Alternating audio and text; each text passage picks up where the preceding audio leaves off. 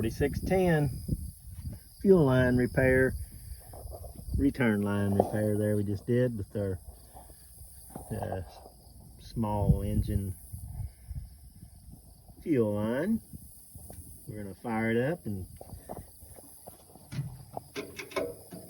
see if it keeps all the fluids in.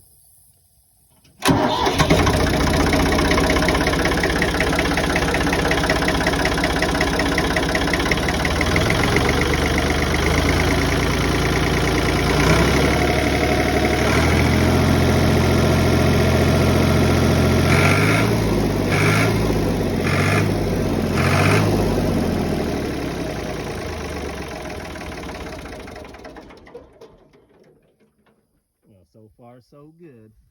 We'll keep you posted, let you know how that stuff works for that.